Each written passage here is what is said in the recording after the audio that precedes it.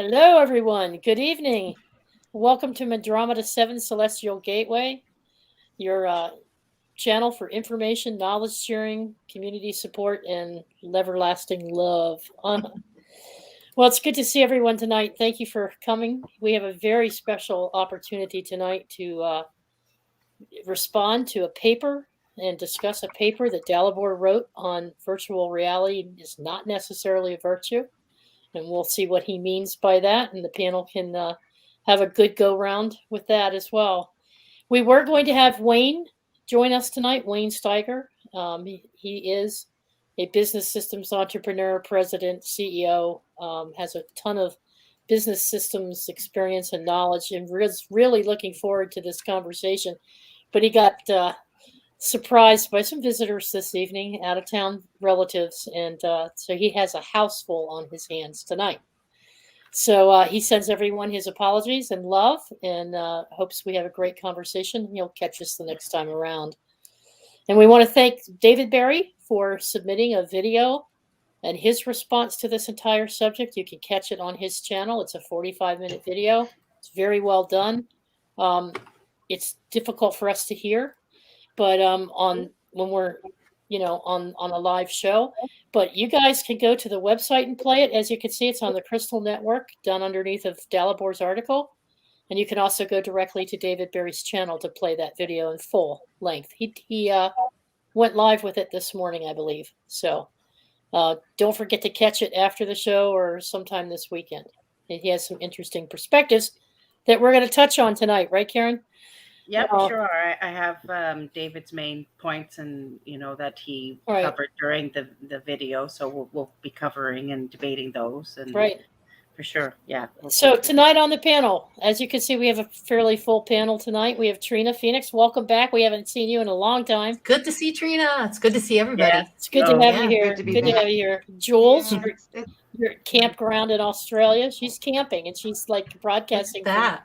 Her campsite. Awesome. Wish we were there. Yeah, and Brian, you're at your cabin getting grounded for the weekend. Yeah. So everybody's where they need to be, right? Yeah. Well, let's do a quick shout out to the folks in the chat room. And then we'll hand this over to Dalibor and Karen. This is their show tonight, and they're going to lead the discussion, and we're just going to join in. Okay. All right. So good evening to Linda Brooks. Welcome to have you back, Linda. Always a pleasure. And Jules, you're in there, Jules. You're in two places. Just Jules. Just Jules. Al Ceriello. Hey, Al. Hey, Big Al. Hope you're having safe travels. Drive safe. Yeah, be careful. Sloaney, Deborah Sloan. Good to see you, sister. Always. Beloved Abstract. Good to see you. Sip, beloved. Yeah. Let's see. Is she sipping again? What are you sipping, beloved? You got it. Barry, bro. Elderberry. Good to see you. Oh, hi, Barry. Let's see. Who else have we got here? Susie Q. Susie Q. I love you. I love that song. Susie. Let's see. Ken is here. Isby. Good to see you, Ken. Oh, hi, Ken. Truth Seeker is here. Have I missed anybody? Let's see. They're still trickling in down below here. And Regine, how you doing, Regine? I know you've sent me some messages. I just haven't had a chance to catch up yet, Regine, but I will review them this weekend. Street Mom is here. And I think I caught everybody for now. And if not, we'll try to catch you later. You're looking good. Yeah, you did. Glad you're here. And thanks for our listening audience. I hope you enjoy the program. If with that, I'm going to turn it over to Karen and Dalibor. Which one wants to jump in first? Well, first of all, I would say, why don't we start by defining what is virtual reality? Okay, the way I would define virtual reality is any kind of technological overlay over existing objective natural reality. Okay, a good example of that, I would say a primitive example of that would be something like a map. That's a technological overlay where those lines that are on the map, they don't exist in real life. There's no way you can, go out in nature and see like a border between two countries unless it's like a river or something. It's something that incorporates technology, which is something unique to humans. Well, only humans the humans are the only creatures on this planet that need technology in all aspects of their life to survive, and that includes not only houses, clothing. Yes, other animals, they do make houses and stuff like that, but we need weapons to hunt our food. We need tools Clothes. to, We need yeah, clothes, clothing. right? Yeah. Sure, but some could argue that some animals, they have their own clothes, their own fur coats or whatever. Mm-hmm. But we need tools like weapons to hunt, and we also need weapons for war. Other animals, they also have wars like ants or whatever. But this is something uniquely human. So yeah, a map would be an example, but also something like religion. In the modern technological sense that we're talking, I would say that virtual reality would go back to the 1960s with the creation, or I should say, invention of games like tabletop role-playing games, specifically Dungeons and Dragons. And just like with modern computer-based technological overlays over reality like we have now, yes, the CIA was involved in the creation of that, even as early as the 1960s. So we go from things like tabletop role-playing games to video games, TV, radio. All these things affect the way we see the natural objective world around us. It's They true. also affect interpersonal relationships.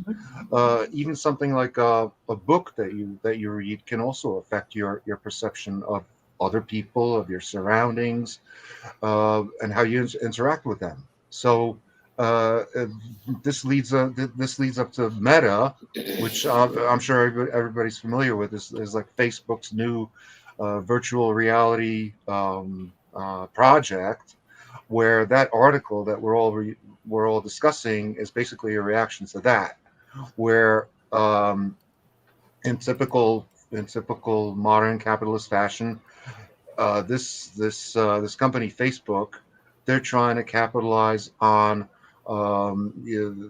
this whole virtual reality thing, and they're anticipating that it will like take over normal reality, that people will have meetings there, that people will actually buy land in this so-called metaverse, and conduct business there and do all these things. I would contend that that's probably epistemological overreach on their part, because I think the existing technology that we have right now with video conferencing, websites, online payment systems, and all that Mm-hmm. is way more sufficient than we already have all we need to interact online. We don't need something like the metaverse. We don't necessarily need to see a person that you're talking to from every possible angle. We don't need to even smell them, or and any of the existing sensory input that we're getting from a live stream like right now. So I would say that that's kind of like an overreach, and it's probably an attempt to bilk other people out of money by things like selling virtual reality real estate, or renting virtual spaces for various meetings and stuff like that. So, in other words, I'm kind of pessimistic about this latest iteration of the virtual reality, because we've already come a long way, and humanity itself has not yet come to terms with the existing technology and not fully interpolated it into its own um, basic reality. What really forced us all into a version of this virtual reality, which is like living our lives online, was this whole pandemic thing, which pretty much forced everybody Yeah. to do things like engage in e-commerce, have meetings on Skype and Zoom, and use the medium of the internet more. But that Yeah. also has its own disadvantages, in that it's a centralized system, and therefore more subject to central control. And that's a characteristic, I would say, of most totalitarian system, which is centralization of control as opposed to decentralization. Don't forget that under communism, I was born in a communist country. Under communism, everything was centralized. You had like one manufacturer for tires, one manufacturer for office furniture, one manufacturer for this, and so on and so forth. So you didn't have any competition. Everything was pre-planned. Now, basically what that meant was that was also the weak point. The weak point. That's why, for example, the Russians suffered so bad when they got invaded by Hitler, because they had like centrally stored granaries, central storage for various foodstuffs, central storage for weapons, central storage for ammunition and stuff like that. I would contend, I would go even a step further, and I would say centralization of power itself is an outdated concept whose efficacy has not proven itself. In other words, I foresee a day in the future where we won't have like a president or a king or a prime minister, but instead every country, every state, every corporation will just be governed by a committee, so to speak. That this whole concept of like one supreme leader is very outdated, and it's also very communistic because it's centralized, something we don't need. And same with centralized payment system, like we see with U.S. dollars, Canadian dollars getting shut down, via the various central payment systems like PayPal, because the purposes for which they were intended are not in conformity with the wishes of the government, whereas something that's decentralized like Bitcoin is not controllable because it's decentralized. There is no director of Bitcoin, so to speak. So, but that also touches on virtual reality, because without virtual currencies, you couldn't function in a virtual world. Where I would suggest that even the use of some of these state currencies like the U.S. dollar in the virtual space is almost the same thing as having something like Bitcoin, because those currencies don't really exist in physical form. They don't exist in banknotes and coins, but they exist in zeros and ones. Can I say sure. something real quick? I keep. Is that me? Not sure. That was I don't know. That was kind of weird. Welcome to virtual reality, folks. There it is, live and in front of you. Go ahead, Trina. Give it a try, Trina.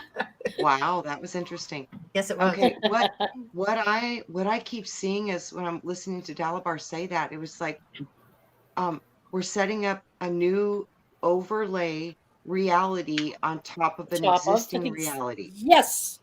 And what I was seeing was that no, this goes all the way back to the Fates when they were casting the lots, and the playing field of our virtual reality that we've been existing for right now for hundreds of thousands of years appears to be the tarot deck and the Bible. Mm-hmm. So these things have been around for a long time. And these overlays that they put us into are done through these great resets. And it seems like in this fairy tale land of illusion, it seems like every time they introduce new technologies, there's a lot of people seem to get sick and go away. I'm seeing a very big cycle with this through history too. So when you look at all the cycles and these things that have repeated over and over again, what we're seeing now is an ancient thing that's been done over and over and over again. So, and the religion aspect of it is also. It's a very repetitive cycle for sure, Trina. Yeah. And just like Dalibor said, with the centralization and how you need to do that for control when you're introducing a new system. And if one of the things that David brought up, if you watch his video, one of his main first things he introduced was the idea of our devices that we have, like to the point where we have our phones, when everybody knows what that is. And that was used to centralize the whole system. Which we are now, and it's used for control and distraction. Yes, so they've gotten to the point, like you said, Trina, that's something that they've been doing over and over for hundreds of years. It's the same script, the same program, and we are in that point. And it's always been the same people.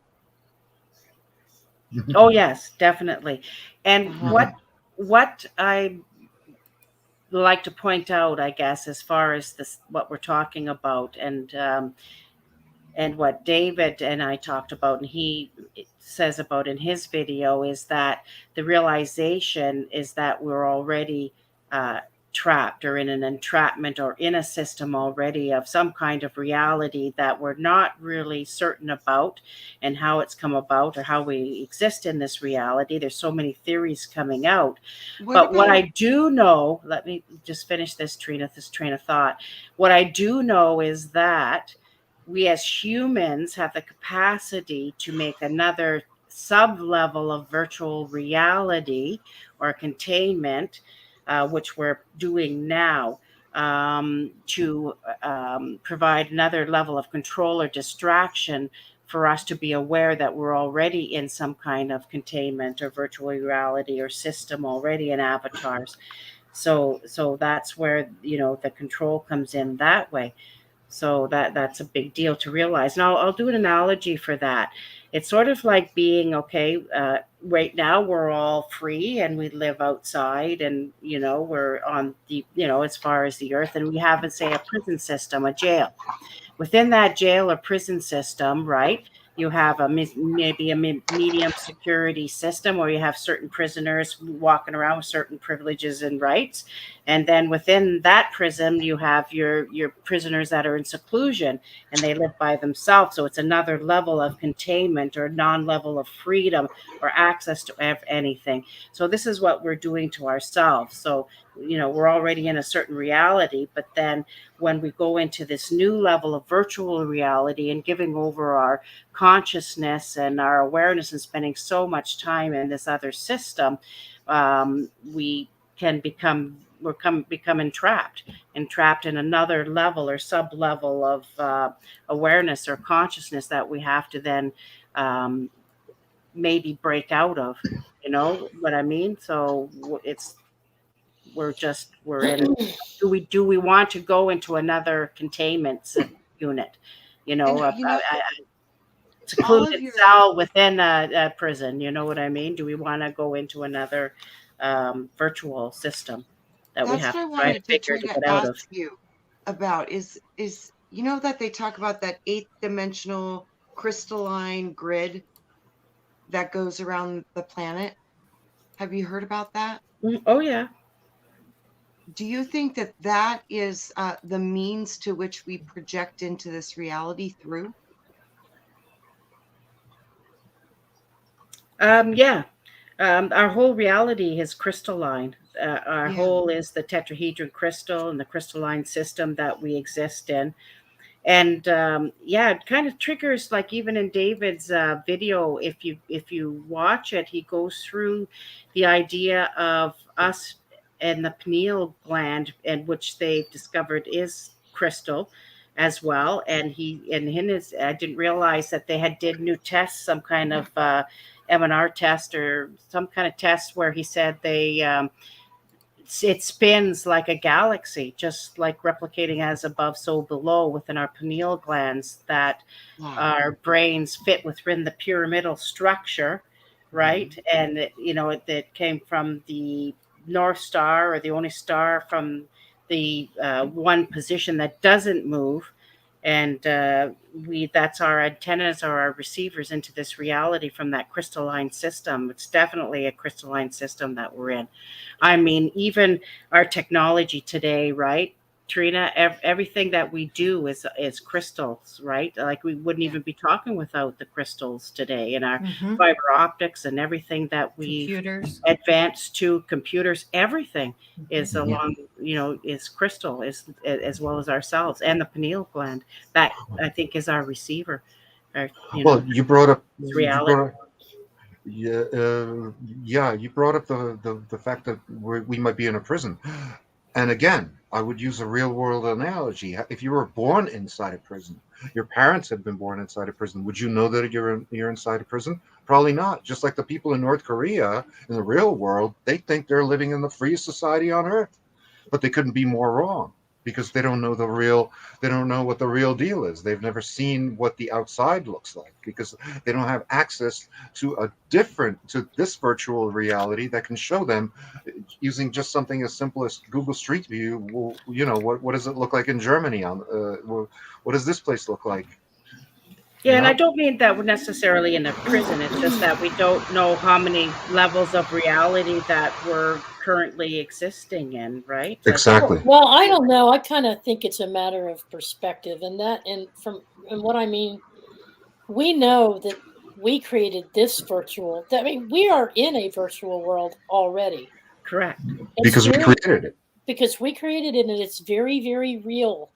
Because that's how we experience it. Okay. Yeah.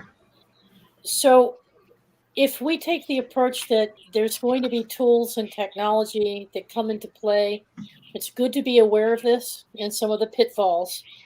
It doesn't mean we need to be trapped. I used virtual reality tools to help recover from a traumatic brain injury back in 2010, and it took me 3 years to get back my processes, and the only way I could do that was through virtual reality tools because I was lost. I didn't have a sense of direction. They taught me how to remap my brain so I knew left from right, up from down, depth perception. I had eye visual problems. So if it wasn't for the virtual reality technology, I wouldn't have recovered nearly as fast as I did, nor would I have regained a lot of my cognitive skills that I have at the so there are benefits even in education. Where I was teaching the little one next door, I would take her up to the virtual reality machines up at the library. She could visualize things in a 3-dimensional world, build her own constructs, and then we would come and make a model of it, and she would bring that model to life with shrubbery and everything else. So there are benefits to hooking in and taking advantage of some of the augmented reality without making it our reality. I fear for those, not fear, I have concern for folks who are prone to addictions. Exactly. It has to do with balance, right, Teresa? Like with anything within our world, it has an equal amount of positive and negative. Right. Our whole internet, the whole thing we've created is both sides of the scale, and every level of scale you can think of, and up or down, and extremes of in our reality. So I think it is balance. It's like you say, and there is positive that you can get from but it's not a function. You have to look at our sort of too, and be realistic about our world. And I know our group is pretty positive and we're realistic, but you also have to look at mostly what these tools were created for, the underlying agendas. You have to look at the state of the world, what maybe the end game or the end agenda is for certain things, because you also have to realize that we're always presented with any kind of technology, any advancement as something that's good and has useful benefits, which they always do, but it's always multi-level and complex, and there's always the dark side and the negative side that also has to exist in our world for anything to move or to have motion or creation. So you have those both scales. So Can I say something? Sure, Jules, go ahead. There's a lag, so go ahead. In our body, in our body we have cells, aren't they? And isn't that what you call a prison? Is a cell?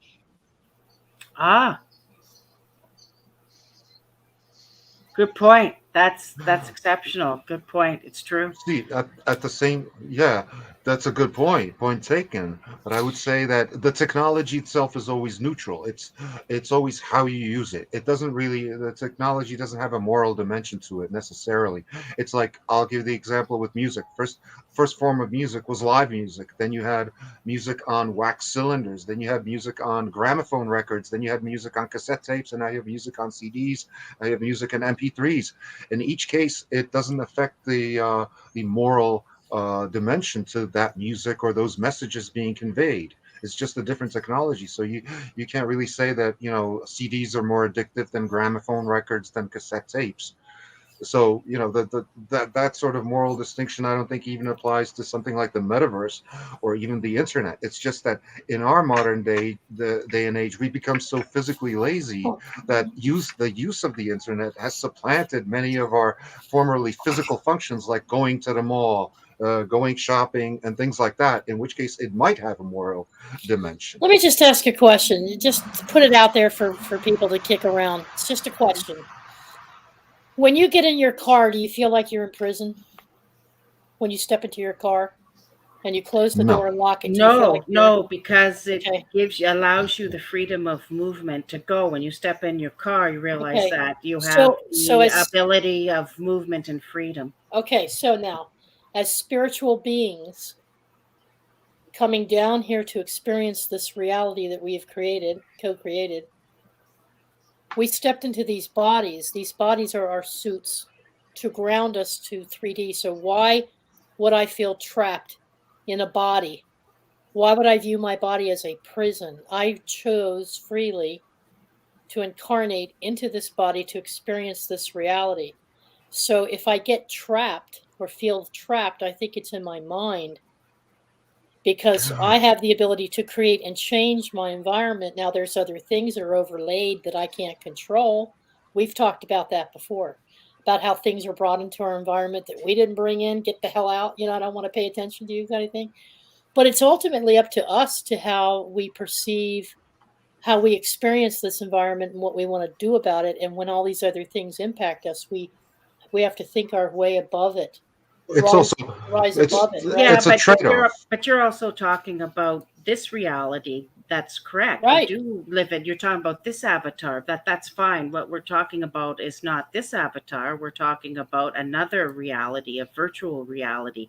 That you play with, but you don't have to adopt it as your new reality.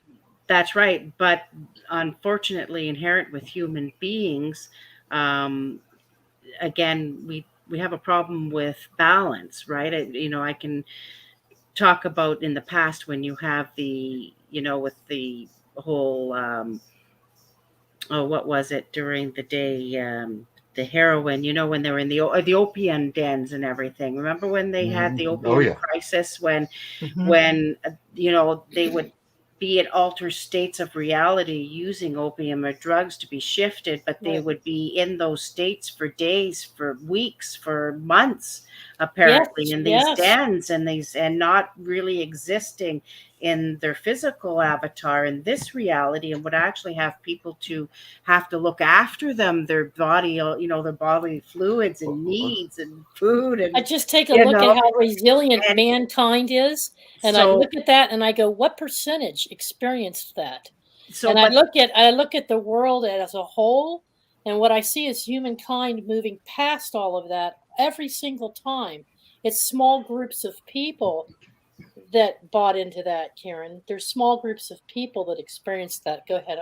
That's true. No, the opium thing right now is the biggest killer among our kids right now on the planet. It's here right now, and it's full force. And the fentanyl deaths right now, we've never seen anything like it. Well, they're vaping with cough syrup and marijuana and other things. What is it? Antibiotics or allergy medication.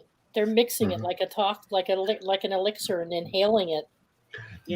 But my escaping reality. The whole thing is about wanting to be living in a different reality, because your current reality is bad enough, right? Including our current world and situations and how it is, that reality you could create can be better, or you think it's a better reality to live in, to the point where you're there all the time and you're in there so many hours, you're no longer looking after this reality, this avatar, this suit, this way of living, your health, just everything here, right? And so that if we get to the point where this reality it's a trade-off, so bad, it's a trade-off that that you'll want to live mostly in that new metaverse, as they're because get back to what we're talking about and what's been presented, right? That you'll want to live in that metaverse, because it's going to be so much better. But to unite that with what Jules said about the cell, there are circumstances in which people would willingly trade a life in freedom for a prison cell. Like, say, a homeless person in Chicago. He would gladly commit a small crime to get into jail for 4 months just so he can stay out of the winter weather. Absolutely. So it's a trade-off. So, in other words, the only person who willingly accepts life in a cell is somebody whose life already sucks.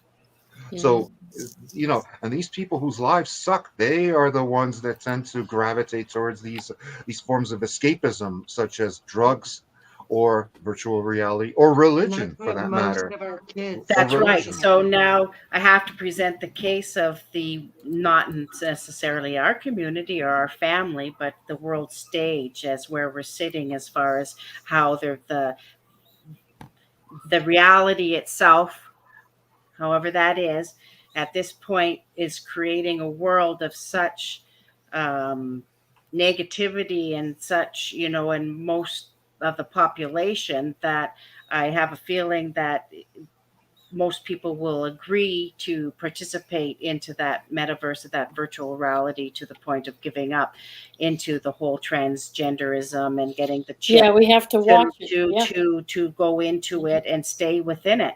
And then eventually the concern is, once that you're in there fully with your consciousness, you're in there all the time, you live it, you breathe it, you shop it, you're there.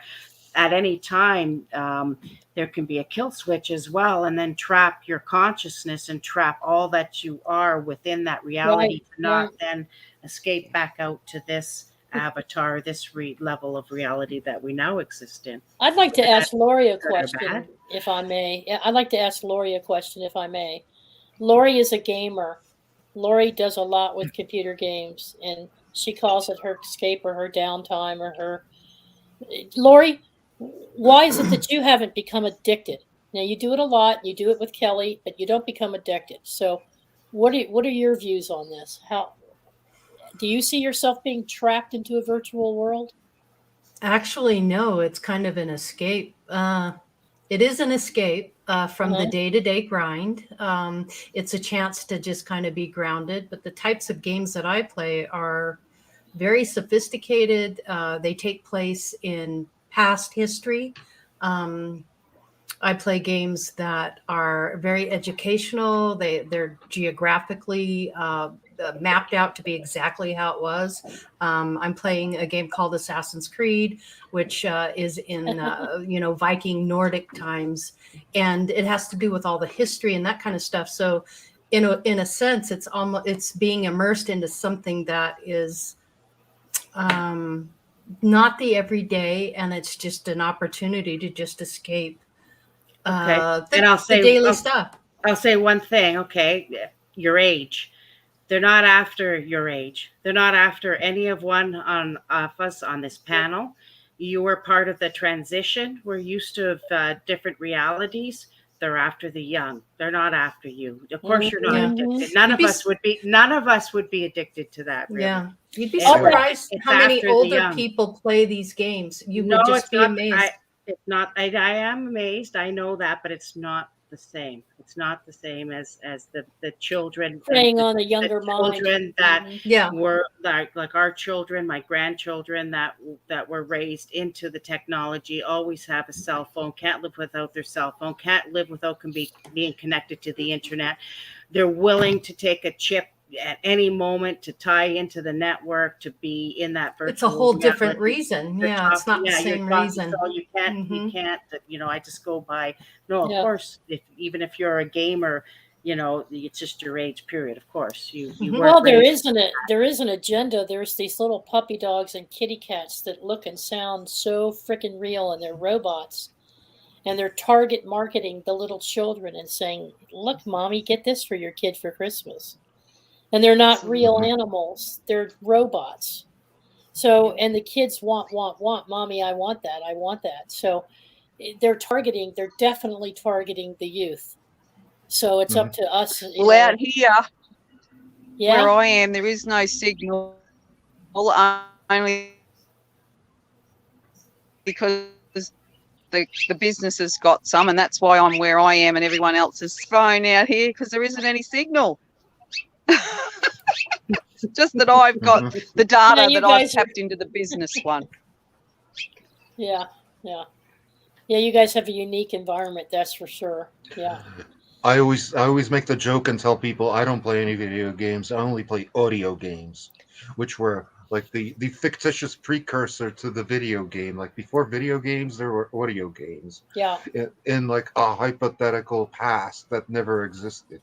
Just depends on how you use the technology, whether you're positive or negative. A little bit about the difference between, or the relationship between, virtual reality, augmented reality, and then there's a third one. What's the third one? Well, it's the same difference. It's the same differences between AI and ES, or enhanced sentience and artificial intelligence. Basically, augmented reality is just as I described it. It's not virtual reality, but it's things like that. Like, let's say you pull up an image of what's in front of you on your mobile phone, and I believe that's how the Pokemon game works, where they put in like these cartoon Pokemon that you can only see with your phone. But you're seeing like reality that's in front of you, but in that reality, inserted into it, you have this Pokemon thing. Right. Now, I was watching, and I'm bringing this up for a point because it backs up what Karen was saying. And I took care of these children, and I was watching one of them play Freddy, Nightmare from Freddy Party. It's like these little cutesy little animal type characters. Freddy's Nightmare, or Nightmare with Freddy, or something. I don't know. Some people in the chat might know what I'm talking about. And I watched them play this game and I just kept watching, and they could, with augmented reality in a virtual environment, 3D environment, you could get 3D with it if you wanted to. They could make something like an inanimate object start to bleed, or they could make a clock come to life. It's all these false reality. I mean, it's just some far out, bizarre, trippy kind of stuff that you would see back in the day when you were doing drugs, but our children are watching these things, and they're in the game, and they're playing this game, and they're being taught how to kill other characters in the game. They're in other words, if you're in there with your friend, you're killing your 9-year-old friend, but you're killing them virtually inside of an augmented program that makes it look like their head's really coming off.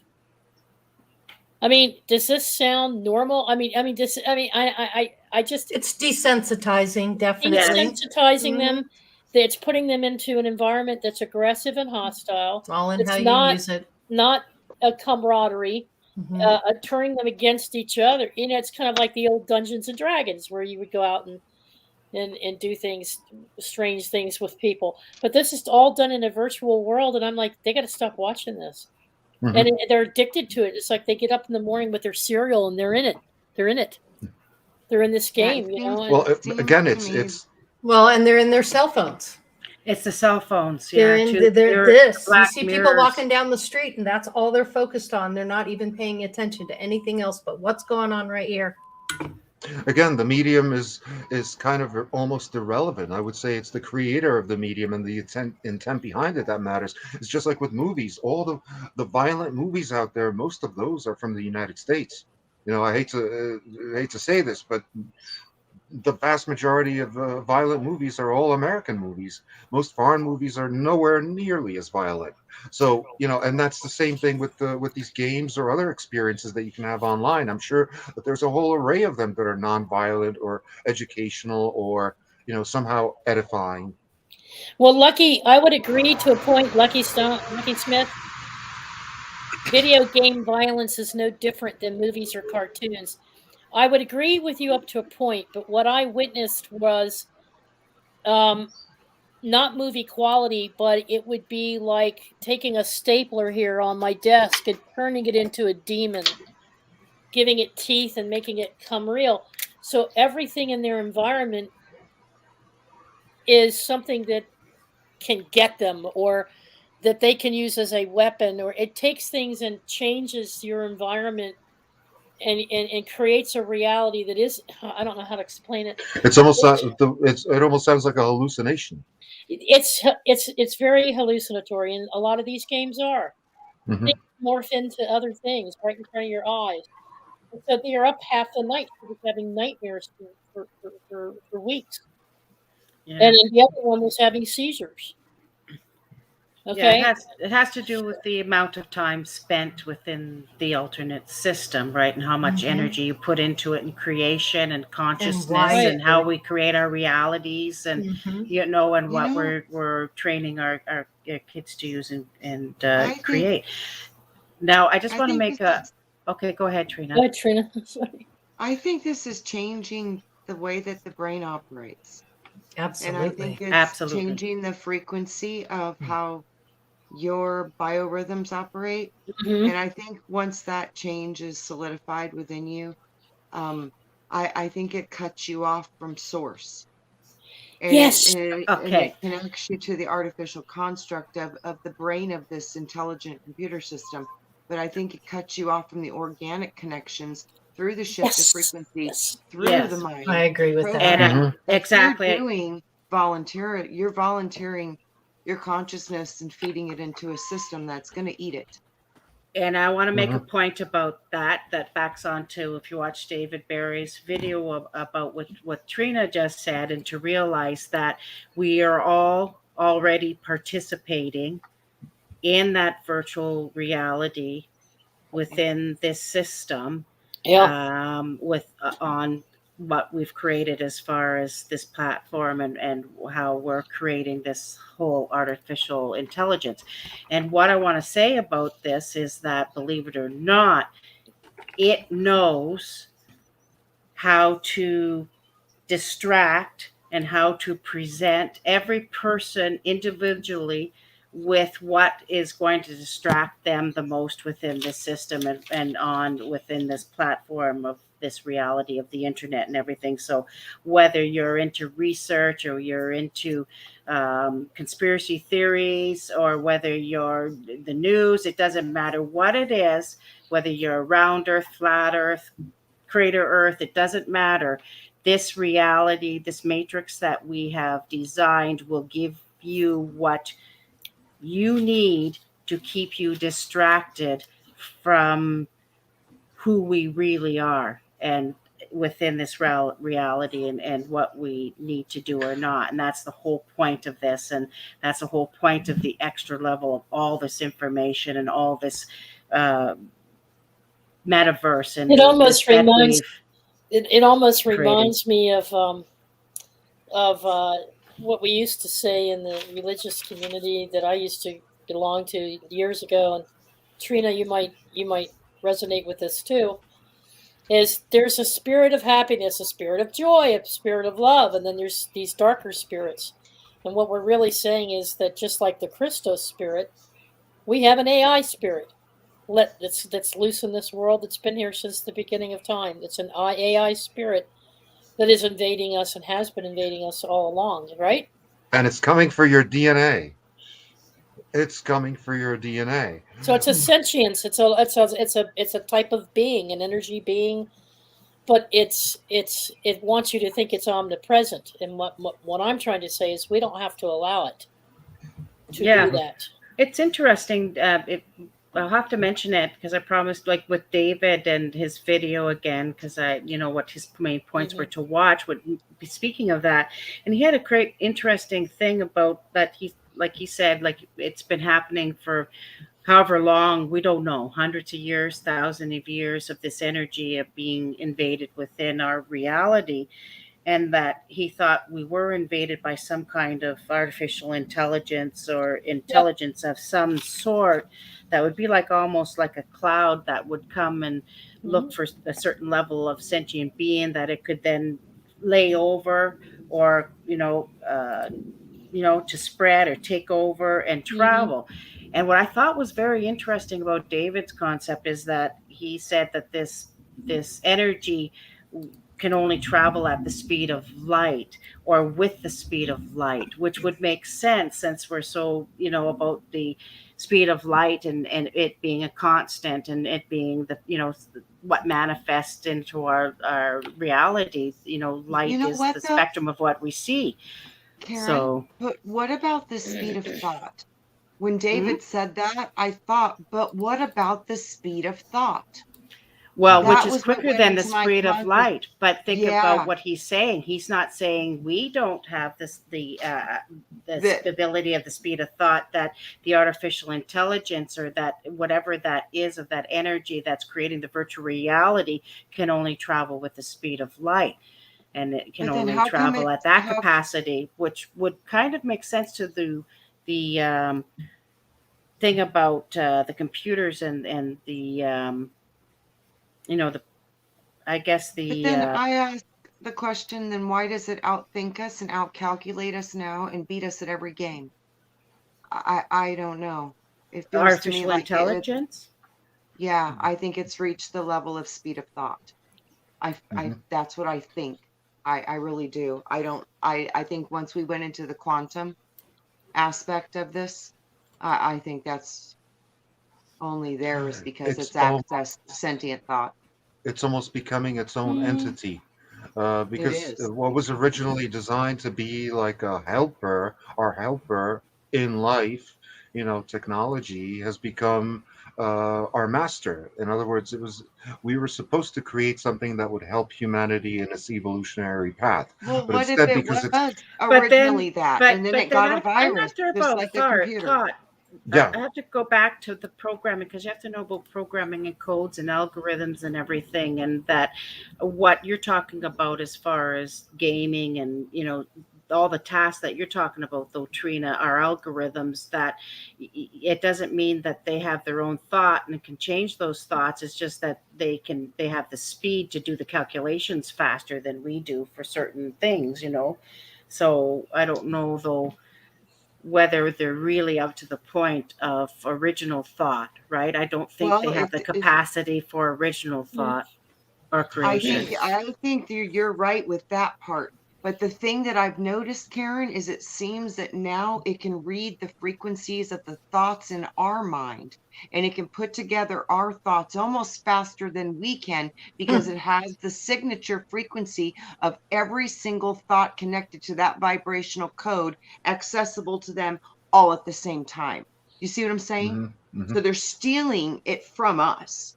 But nonetheless, well, I think it's computing and calculating. How do you think they created the whole Facebook, internet, metaverse, reality? Everything was a direct data dump, transfer of information from every person on the planet and their consciousness. Every thought, idea, everything was captured within the internet, and every type stroke, every keystroke, everything is captured.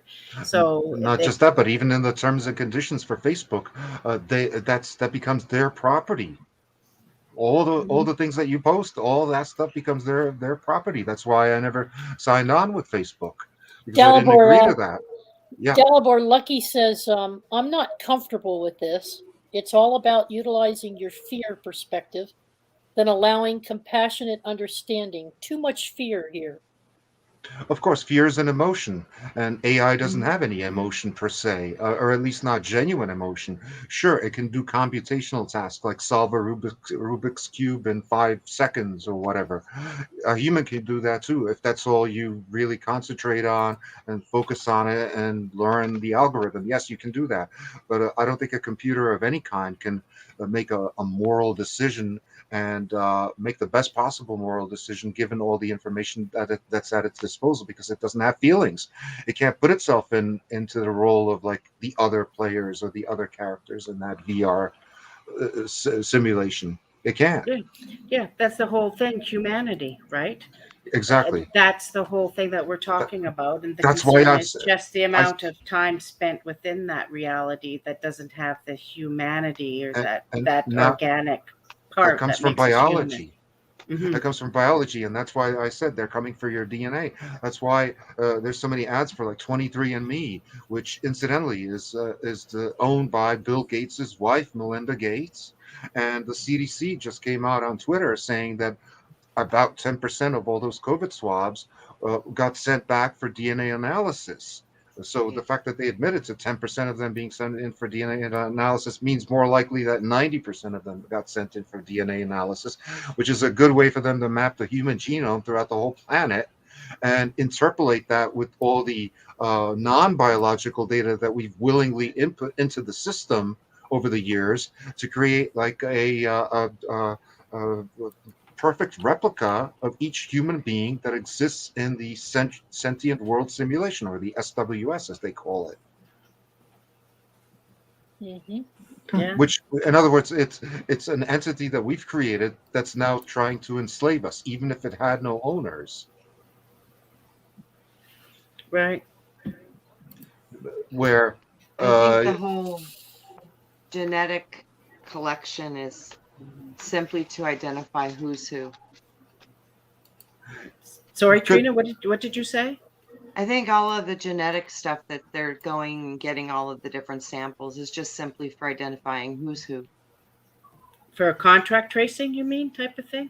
Oh yes, absolutely. And bigger than that, to identify the Sangreals, the royal bloodlines from general population. Yeah. Mm-hmm.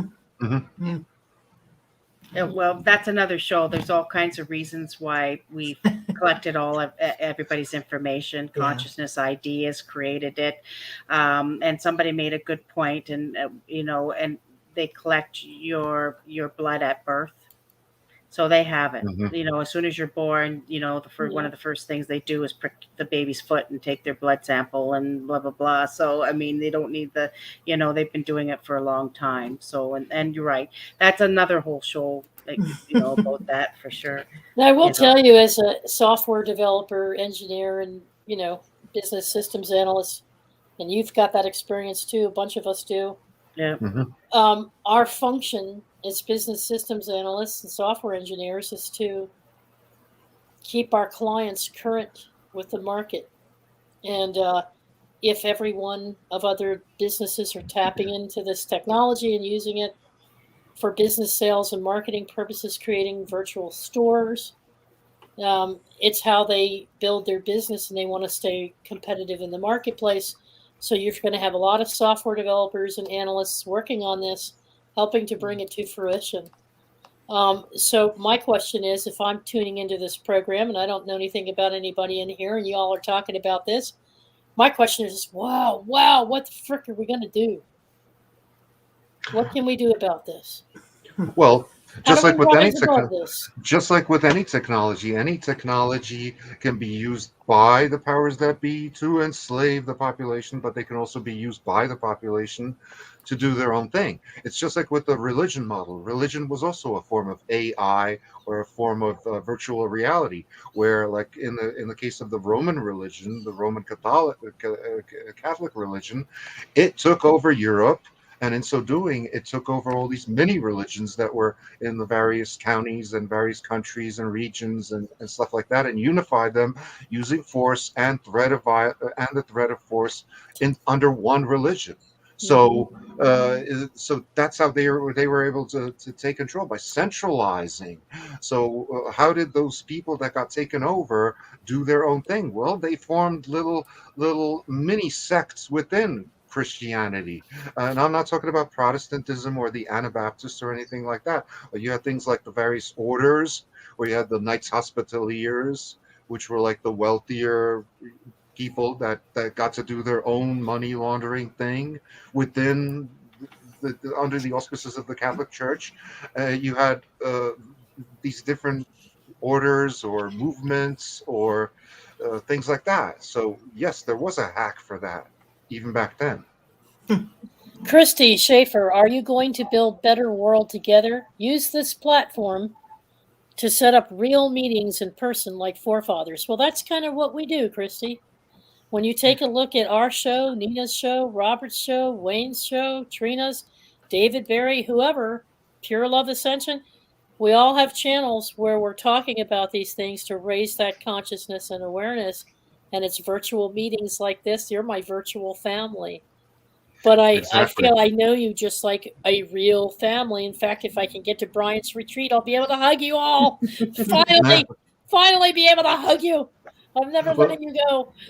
Well, see, that's the thing. It's in order for you to have a family that's as diverse as this one, you won't necessarily find them all in Elmwood Park, New Jersey. No. I live in Germany.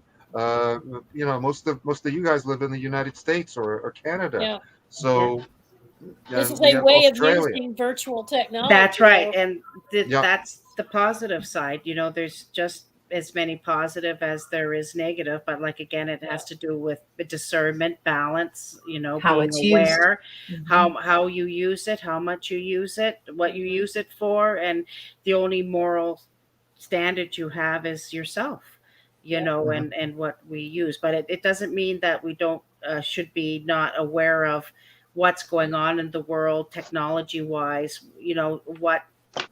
some of the reality is happening around us, right? But that's why we're around the world where everybody's fighting at this point for the freedom to make choices, right? And we know what choices we're talking about, right? Yeah, that's going on. And this is the point about the same with artificial intelligence and what they're doing, and with the metaverse, it's to have people make sure they're educated and realize and find out what they're using, and how much they're using it for, right? And how it impacts their life. Yeah, Deborah Truax, we need to be involved in its implementation and regulation privately and publicly, or it will not reflect our interests. Absolutely correct about that.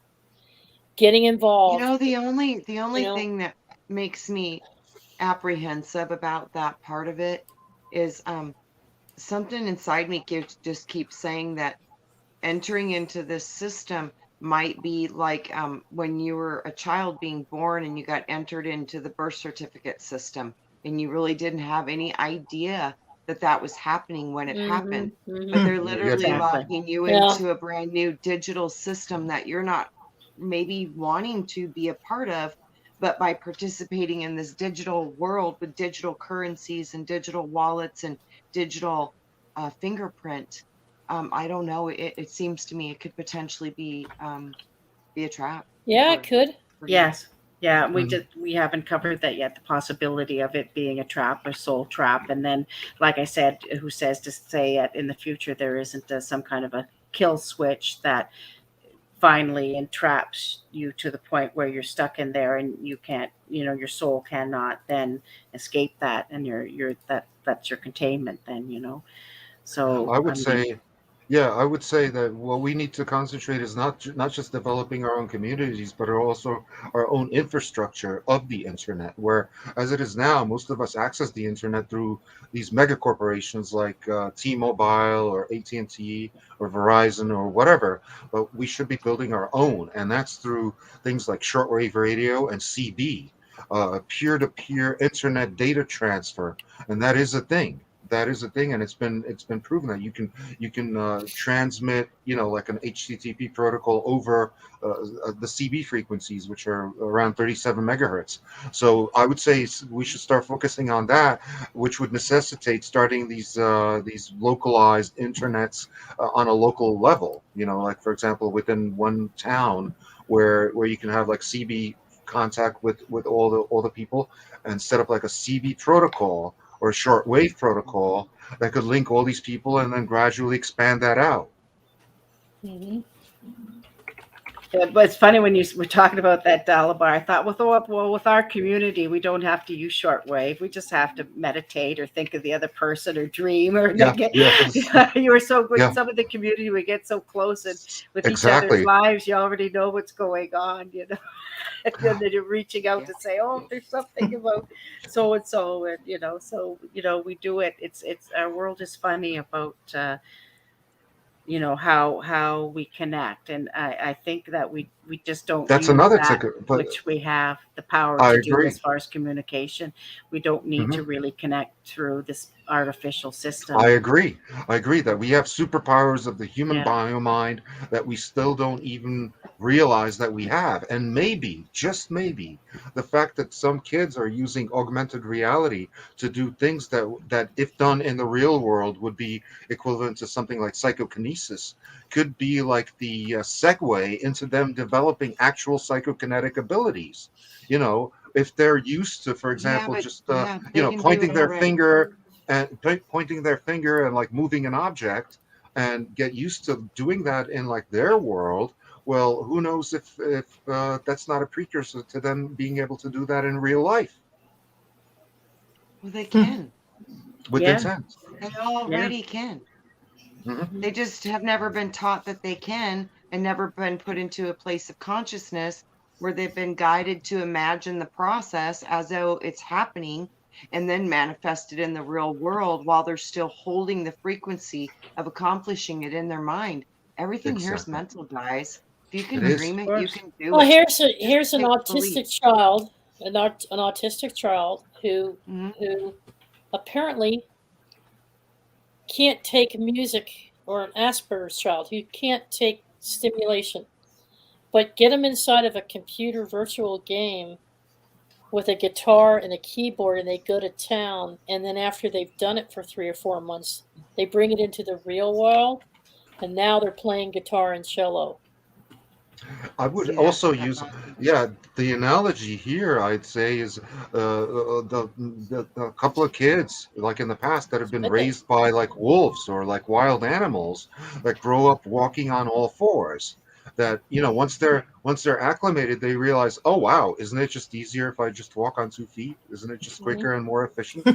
That's the same kind of mental progression. Yeah. So I guess what I'm trying to say is, yes, there's enough here, material that we've discussed here tonight and on other shows, to give us warning, to increase that awareness of what the possibilities are, where we're headed with this, and some of the pitfalls and possible traps. But let's also keep a balanced view, and that is, you know, not put so much fear-based into it, but also confidence that that's the thing. We can flip it. I mean, we can take advantage of what we can pick and choose. It's not about flipping, right? People are going to go down this transpersonal humanization. They're going to make a choice. And they're supposed to, and it is okay. Why does it have to be about right or wrong? Why can't we learn to integrate both parts into this reality? Exactly. It just is. That we are going to be together. Because like I always say, there is no one right way to live. No, there is no one right way. Just like there's no one right car to drive. Right. What if somebody discovered that the 1997 Nissan Sentra is like the perfect car and made a law that everybody has to drive a 1997 Nissan Sentra in blue? That's right. You know, would we be all happy? No, we wouldn't.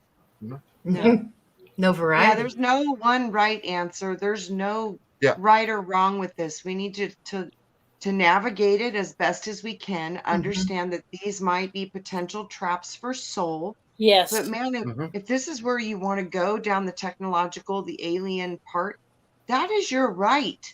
Then you should be able to do that with support of even the ones that don't want to go down that path. As for the ones who do not want to go down that path, should be receiving support from the ones who do. Because you know what? The only thing I do know is that none of it works without each other. Yeah. Period. Yeah, exactly. Yeah. Period. Yeah, and I agree. And everybody's different. There's all kinds of different people, different entities on the planet, different levels of where they are and their life experiences. And like you say, Trina, it could be something or path that they need to go down or to do as their growth and what they're supposed to do. What I believe, though, is that our family and our community and this group, believe it or not, we're at this time because it's sort of like David is, because we're aware. Once you're aware, right? And we're all aware that we're already in some kind of reality that we're trying to understand and trying to decide where we're going to, what's going on. So we're already conscious of the virtual reality. That's a sub-level of reality within that reality of how many levels of reality that we're in that we don't know really. So, so what I really believe is that's why we're together. We're a community of all at the same understanding and coming together at the same idea of where we're in our path and journeys, and this is where we're all at, and we understand, and I think it's because we are aware. Like attracts like. We're aware. And within that awareness, together and can understand the difference and can navigate, I think. Like attracts like, but also like repels like. For example, two positive poles of a magnet will repel. True. So that's true. It goes both ways. That's the dichotomy of our reality. That's the dichotomy. Yeah. You could do that for everything you say. There's an Yep, absolutely. Yep. So, but again, it comes from your perspective and what side you come from. Yeah, absolutely. That's why we need everybody. That's why we need everybody, even the people we don't like, even the so-called assholes. We need to see it from different sides, different angles. Exactly. In other words, any kind of attempt to like regulate the growth of the human race forward to favor or disfavor any one particular genome is totally irrational, because we don't really know which characteristics are the ones we will need in the future. Like in the past, like 2,000 years ago, you needed somebody who could run fast, who could throw spear well, the things they do on the Olympics. You needed that kind of person. In the 1960s and 70s, you needed somebody who could think mathematically. In the 80s, you needed somebody who could think artistically and creatively. That's why you had all those changes in Eastern Europe and in the political sphere and stuff like that. In today's world, we need all of the above. We need everything. And we also need to be prepared for the transition into new light. Yes. And this is what we're all facing. In other words, expect transition. Yeah. In other words, expect the unexpected. For sure. But there definitely is, like you say, Trina, there is a split. You can see it. There is a transition and a split in realities. It's happening all over the world. And I'm noticing it. Just unbelievable, just even recently. And you can't convince one side of the other side because they're so far in extremes as far as realities that, there is a new worth or new world happening or new reality. And there is a split. I see it. There is. Remember, guys, the child prophet from 2012? She talked about the new light hitting the planet, and that when the new light started to hit the planet, it would create the great devolution. I had never heard that word ever before.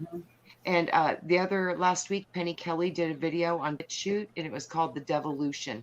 Blew my mind. Yes, I saw that. Yeah. Yeah, this word is hitting the mainstream now, and I couldn't even find it when I have to watch it. Oh. Yeah. And then she said that when the ice melted, it would be the beginning of the great devolution. The ice is melting in Antarctica. So I'm pretty sure we're in this timeline.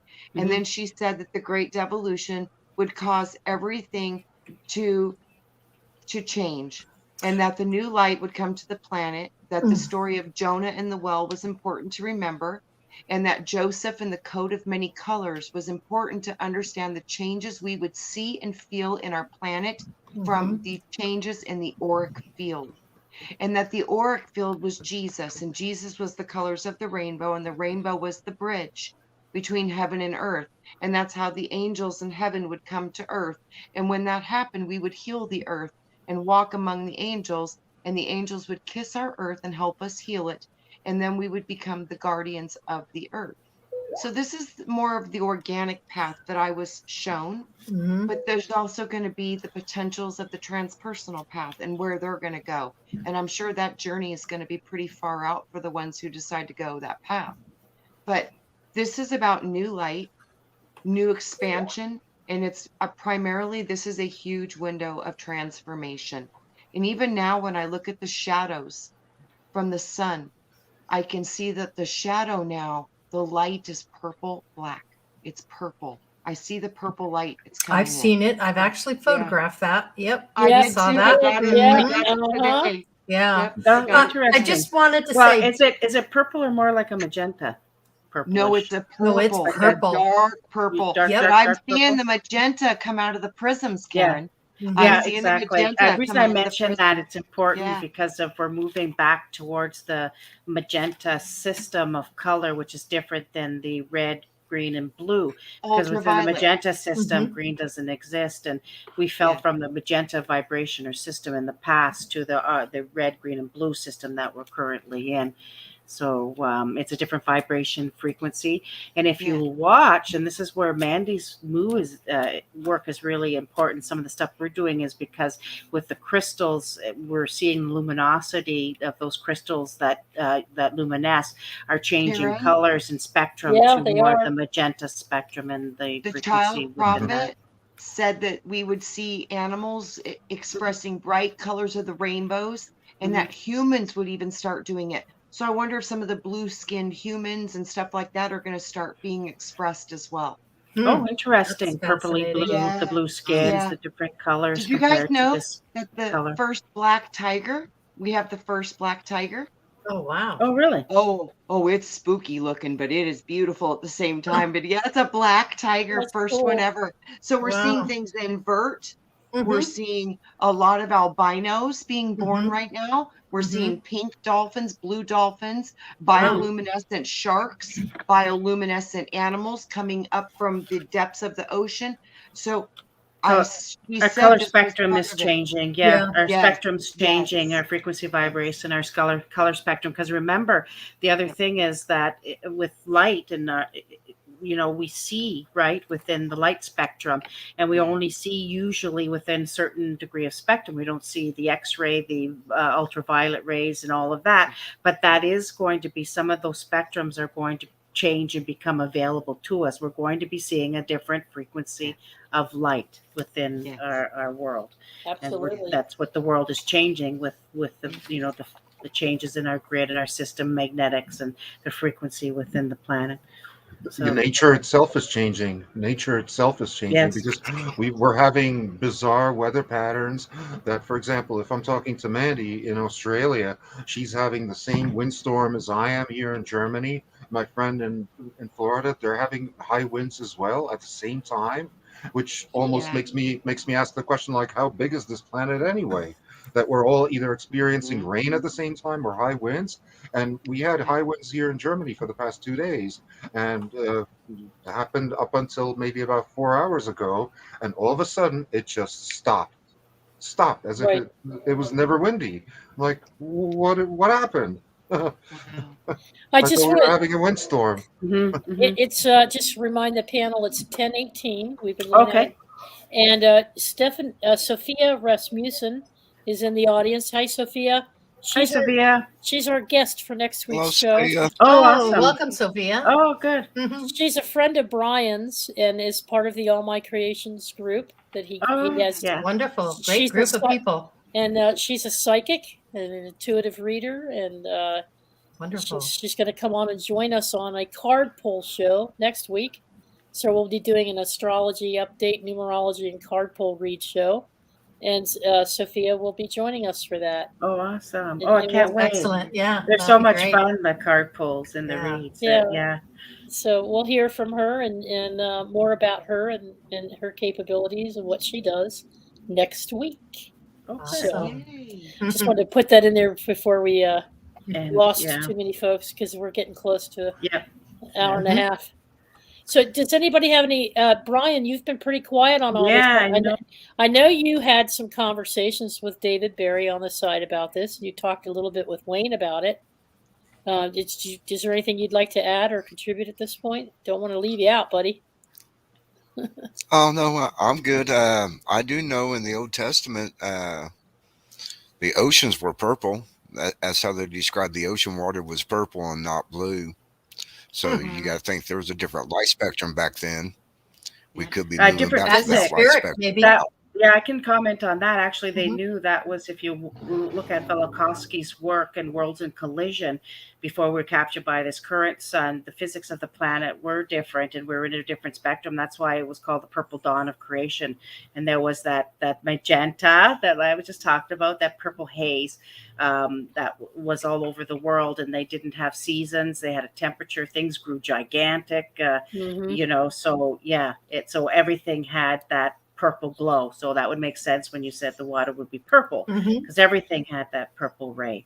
And we moved to a different spectrum. Like I just said, we moved to the red, green, and blue spectrum, which is different. And this is why now our world and our atmosphere and our oceans and everything have the blue appearance instead of the magenta or the purple ray color, I think. Don't forget that purple is also the color of the coronal discharge of high DC voltage. If you take two, sources of electricity, plus and minus, and connect them, that spark is blue. What do you think about this comment, Dalibor? Lucky Smith says ancient Greece had no word for blue. That's interesting because blue is a color. Besides white, that's the dominant color of the Greek flag. Mm-hmm. Which is interesting. Definitely, I never knew that. Yeah. No, I never knew that either. I never knew that either, and yet they had the color. Mm-hmm. Mm-hmm. Interesting. It's all over there. What did they call it then, I wonder? They had the color. Just didn't have a word for it, huh? Must have been an energy. So, Karen, will there be any further follow-ups to this discussion on this subject in the future, or maybe, yeah, because we didn't cover some of the other concepts and ideas that people have, that we can bring forward about virtual reality and where we're moving, and just our reality in general, and pretty soon on the network, I'm going to be programming a whole area about the different theories and realities, that everybody can look at all the links for fun, just to see, because who knows what we're in. I mean, there's so much information coming forth, and we have the globe reality and the Big Bang, and then we've got the electrical universe theory, and then we've got crater Earth, the hollow Earth, we got flat Earth, we got every kind of lot of rabbit holes that people can go into for our reality. And I'll point out that, watch David Barry's video, because he made a good point about that, is that our reality, and this is other channels I've looked at, as well as quantum of consciousness, it will give us whatever we need. So that if you think that the earth is flat and you want to go look at that information, it'll supply you with enough information to believe that reality is true. If you are conspiracy theorists about something, that you can look anywhere within our current reality and you'll find enough information to support that reality. If you want to spend 10,000 hours researching, I don't know, doesn't matter what it is. Anything you look at, the reality will supply you with enough information to keep you distracted and keep you involved. Yeah, for sure. And you know what's interesting? It seems like they just keep flipping the switch on us and flipping the script. I was watching a little TikTok video. I think it was today, and it was a woman, and I think she was 102 years old. And she was born, she said, in 1918. Wow. And her grandson was asking her, when you were in school, when you were a little girl, what were you taught about the world? And she says, oh, we knew that the earth was flat. She says, but I remembered when I was in school and they changed it and they brought in the globe. She goes, so I remember both. So they've done this over and over and over again. Sure. It's just like standard to metric to making up time to adding, that are qubits and we've done it over and over and over. So we definitely probably will have some more shows on it, maybe just to talk about reality and what different ideas. Well, I'd just like to take this time then, if you don't mind, to wrap it up by putting out an announcement and an intent for a couple people that are affiliated with all of us that we come across in different chat rooms. Mike Yehudi, he's concerned about his dad's heart. So they're doing some examinations on his heart. He might have some type of congestive heart failure. So Mike Yehudi is asking for prayers and intents. We also have Siani, who has been a contributor in our Esoteric Egypt series and in our chat rooms for Egypt programs. And Siani is an author herself and a writer. And she just lost her aunt and uncle to a tragic murder. What? They were abducted from a parking lot while shopping, taken to a remote location, an abandoned warehouse, and set on fire. So the police are looking for suspects, and They have some footage, and Siani's family is just in shock about it. Siani, so sorry. So, oh my goodness. Those kinds of things are horrible, and so we want to send out our intent for their emotional healing, and that they find peace and comfort in this midst of this tragedy, and that they work with the authorities to find the responsible parties and get the justice that they're currently seeking. And we pray for their strength and encourage them, and just lift their emotions, give them all the love we can through this difficult time. We're with you, Siani, in case you're listening in. Okay, if I can add to anybody suffering from any kind of heart condition, there is I wouldn't call it medicine. I would say, let's just call it a sacrament that most people would know as garlic. Yep. I swear by it, and I take it every day. 3 cloves on an empty stomach. Just chew it, swallow it with water, lots of water. It's good. If I wasn't doing it, I probably wouldn't be around here. Yeah. Well, good you are. Thanks. Oh, yeah. Good to know, Dalibor. Yeah. Good to know for sure, Dalibor. I tell you, there are things in this world that are outside of our control that we just deal with on a day-to-day basis, one day at a time, one foot in front of the other, and just know that we have the ability to rise above it no matter how difficult it is. I've been through it. Trina's just been through it with things. And how's your daughter doing? Is she doing better? She's all healed now? No, like I said, oh boy, she had a chemical burn reaction to the bandages that we were. My goodness! Wow. She's really sensitive. So now the chemical burn is almost bigger than the wound from the bite. The bite wound is almost completely healed and gone, but she has a serious chemical burn, a perfect square. Exactly where the from the bandage went on her skin. Yeah, chemical burns are no fun. I've had many. She reacts to everything that's plastic, latex, all kinds of glues, adhesives, anything like that. It causes so she's literally itching.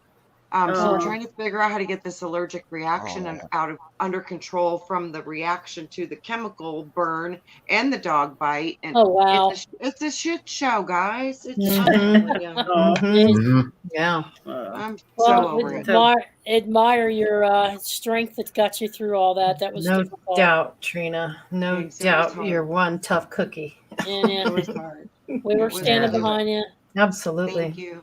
Thank you for joining us tonight. I didn't think. Yeah, it was a pleasure. Yeah, I missed y'all, but I obviously had a lot going on. Yeah, so you did. A little sabbatical. Yep. Yeah. Understandably so. Yeah. We understood that. Yeah, we did. We understand. Yeah. That's one thing about this group. We love each other, and people come in and out, and just let me know, and I'll send you a link. Got a show topic? Absolutely. Show topic. We'll bring it on. And I'm like, this is a wonderful topic. I'm glad you guys are bringing it up. I think it's important. I think a lot of people need to know of it. Yeah. Need to be able to look at all of it from different views and different ways, and everybody can be okay and give room for all those different views and different ways. And I think that's the most important part, is just being able to hear each other and be okay with it. And the chat room, thank you all for participating and leaving your comments, giving us stuff to think about, talk about. Adding your contributions and thoughts is a really big help to these kinds of discussions. So we appreciate all of you all in chat. And Dalibor and Karen, thanks for bringing this topic to the table. Yes. And I'm sure it's going to be talked about on multiple. It's a topic that's going to be jumped on. A lot here. Yeah. Because what reality are we at? Do we really know? And I wanted to say something, and I remember as a child, and if anybody thinks about the first introduction of the possibility of different realities or different worlds or things that may not be how we thought, and my first introduction was probably 4 or 5 years old, probably like everybody else, with Dr. Seuss. Oh yeah. Eggs and think about it. The Who's lived on a little snowflake, and Horton hears a Who. They're on a little puffball, and as a child, when I still remember to this day at that 5, 6 thing, contemplating about our reality and worlds, and how there was different worlds and animals lived in different worlds. Yeah. So I mean, think about it. That was what I can remember as our first introduction to possible realities and different realities. Well, that's the moral. The moral of Green Eggs and Ham, after all, is the fact that throughout the whole book, he's saying, "I do not like green eggs and ham. I could not eat it with the fish. I could not eat it in a house. I could not eat it with a mouse in a house." Whatever. But then at the end, he tries it and he says, "Wow, I really like green eggs and ham." Yeah. Yeah. Right. That's great. There you go. Great. Nice. Finding out Dr. Seuss. There you go. Yeah, I love that. Well, Brenda got her. She said earlier on she got her print on canvas of Brian has arrived, and she can't wait to get a frame for it. So, nice. I hope it turned out really good, Brenda. I hope it turned out really good. I haven't seen it on canvas myself yet. So Desiree does incredible work. That's right. Yeah. Right. Yeah. So that's awesome, Brenda. I'm glad you got it. And Brenda, take a look at, I don't know if you've been on Queen of Quartz Crystal's website lately, but there's a section under community members, and down low there is gardening section. It's a gardening section that we're starting to build out for all of our gardeners and taking videos. And Brenda, we swiped your videos for your jarring your pickles and we took your videos of your garden and we built that section. So far, Jules and Gary's garden, and I'm adding yours, Teresa, and just everybody. I think it's called Seeds to Sow. Seeds to Sow, Seeds to Sow. Our green thumb gardener gurus. So, recipes and everything. So, but if anybody has anything that they want to contribute, just send it along to any of us. Videos, pictures, gardening, artists. You just mentioned authors, books, anything, that people want to share. Sure. And speaking of gardening, I think I'm starting to specialize in dandelions.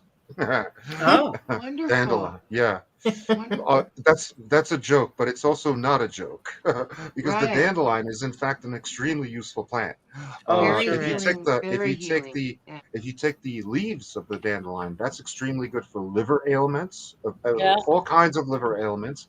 The root of the dandelion has anti-carcinogenic properties. Yeah, I had a friend who was using way back before they had a treatment. I remember for Hep C, she was using dandelion root for her Hep C treatment. She had contracted it as a midwife actually at the time, and so that's what she used it for. Before those treatments. The flavor's a little rough, but it's really good for you. Now, most herbs do taste nasty. Yeah, but they're good for you. Beloved Abstract, I believe, Karen. Beloved has her own art gallery, another website. I tried to give you snapshots of a discussion she was having in chat here a couple weeks ago, and I put them in our box out there, so I'll try to refine them. But she's another artist. Oh, perfect. That we can put Beloved Abstracts into the art gallery section. Would be a great addition. All right, folks, I don't have anything else. Does anybody have anything else they'd like to add? No? Just like to thank everybody tonight. It was very stimulating and great to see everybody. Yeah, for sure. So thank you very much. Thank you all in chat. Thank you for watching. Thank you, everyone. God bless. Take care. Have a great night. Love everybody. Take care. Bye-bye.